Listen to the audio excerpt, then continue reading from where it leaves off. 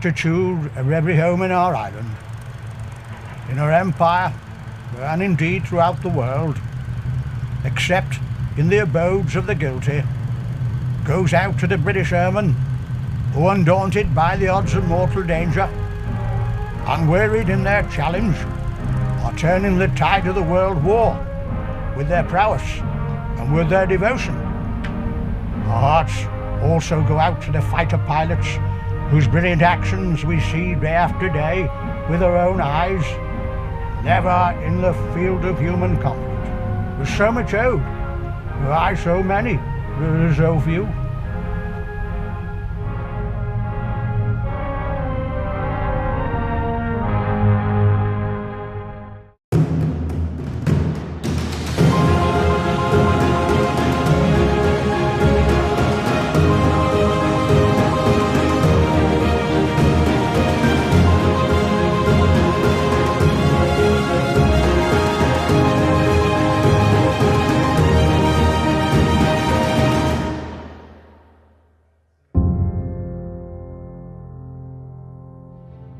The Battle of Britain is one of the most decisive battles this country has ever fought. It started on the 10th of July 1940 and it ended on the 31st of October 1940, just 114 days. We were outnumbered.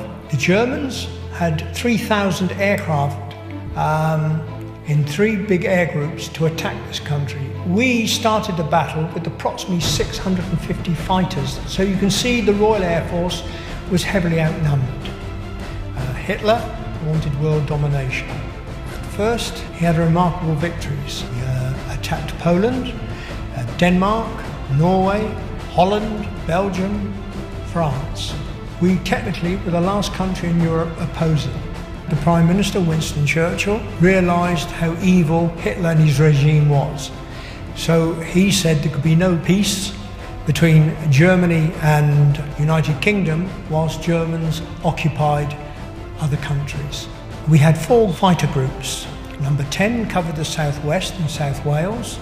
Number 11, London and the southeast of England. Number 12, the Midlands, East Coast, North Wales. And number 13 group, the northeast, Scotland and Northern Ireland.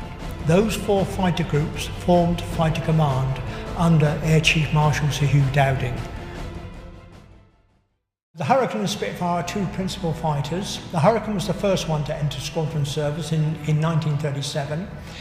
It was slower, heavier machine, but it could absorb more damage. It had a tubular steel frame, but covered in Irish linen.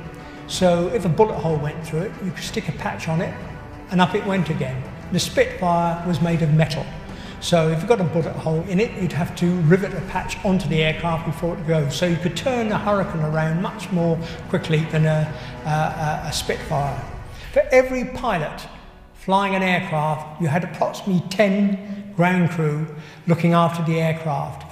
People looking after the fuselage, looking after the engines, looking after the radios, putting petrol into the aircraft. So all these people would be collected around to get the aircraft airborne. And of course, once they returned from what we called a sortie, which is one operational flight, they would make sure everything was okay with the aircraft, turn the aircraft around. It could be 10 and 15 minutes to get that aircraft turned around before it was ordered airborne again. They could do this not once, but up to 4 to 5 times a day. So you can imagine the strain on that young man flying that aircraft. I was in 501 Squadron, so Hurricane Squadron. I don't know if you realise that Hurricane was the aircraft of the Battle of Britain. The Hurricane shot down twice as many aircraft as the Spitfires did, and not everybody seems to know that. We lost many pilots during the battle, and if I can give you one example, the last week in August, the first week of September, in 14 days, Fighter Command lost 103 pilots killed, 128 seriously injured. So you can see how desperately short of fighter pilots we were. And pilots received the minimum of training to get into the air. And some of these young men only had a very limited experience in flying the Hurricane and the Spitfire. Literally, I joined the squadron and you meet them and say, "Oh, hello, how are you?" "Oh, I was trained at so-and-so." And then off you go, By the end of the day, you look for them in the evening, they weren't there. They'd been lost.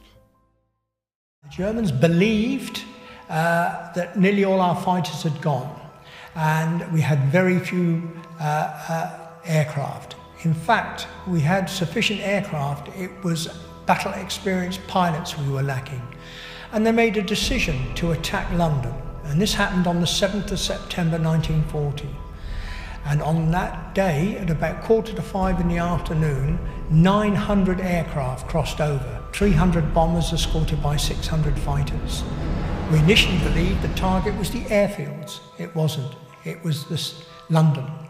And now the people of London came under attack. It was called the Blitz.